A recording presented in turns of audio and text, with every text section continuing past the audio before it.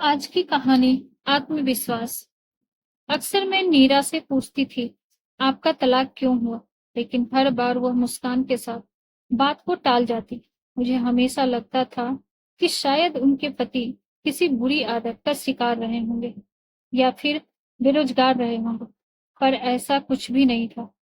नीरा जी का विवाह एक प्रतिष्ठित परिवार में हुआ था और उनके पति सरकारी नौकरी में थे।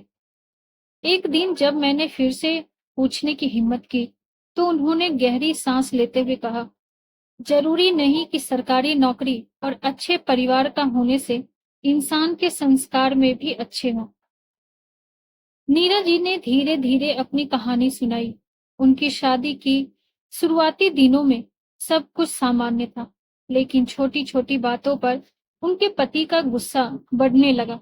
अक्सर कहा सुनी होती और उनके पति हर बार यह कहते, मेरी सरकारी नौकरी है, तुम्हारी जैसी 10 मिल जाएगी। इस तरह के तानों ने नीरा जी के दिल पर गहरी चोट की थी। हर बार ये शब्द उनके आत्मसम्मान को ठेस पहुंचाते थे, लेकिन वे चुप रहती। फिर एक दिन ऐसा आया जब उनका धैर्य जवाब दे गया।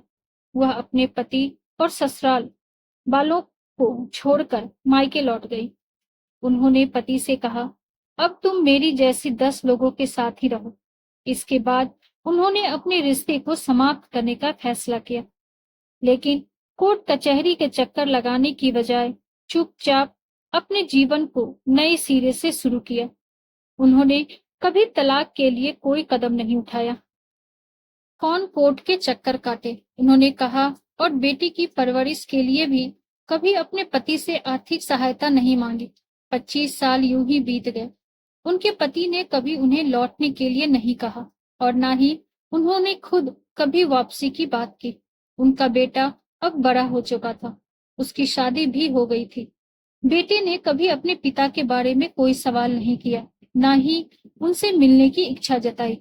नीरा जी ने मायके लौटने के बाद बीएड की पढ़ाई की और एक स्कूल में शिक्षिका के रूप में नौकरी हासिल की। अपने दम पर बेटे को पाल पोस कर एक अच्छा इंसान बनाया। उनके पति ने भी कभी दूसरा विवाह नहीं किया और नीरा जी ने भी नहीं। फिर एक दिन उनके पति ने अचानक रिटायरमेंट के बाद उनसे संपर्क किया। उन्होंने नीरा जी से उनके पुराने दिनों की तस्वीरें और कुछ यादें मांगी, लेकिन नीरा जी ने सब कुछ ठुकरा दिया। उनके लिए वह रिश्ता अब सिर्फ एक बीती हुई याद बनकर ही रह गई। नीरा जी की कहानी ये सिखाती है कि कभी-कभी कुछ बातें किसी के दिल को इतनी गहरी चोट पहुंचा देती है कि उसके सामने पैसा या रिश्ता कोई मायने नहीं रखते। शब्दों की शक्ति बहुत बड़ी होती है। जो बातें एक बार कह दी जाती है, वे दिल में बस जाती है और उस रिश्ते को कभी पहले जैसा नहीं रहने देते।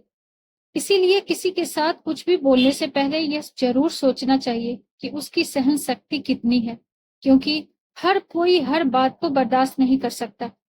यह कहानी एक पक्ष की सुनवाई पर आधारित है और इसकी सत्यता का दावा नहीं करती। आपको हमारी ये कहानी कैसी लगी? कमेंट बॉक्स में जरूर। और ऐसी ही ढेरों सारी कहानियों के लिए वीडियो को लाइक, शेयर और चैनल पे नए हैं तो सब्सक्राइब करना ना भूलें। Thank you.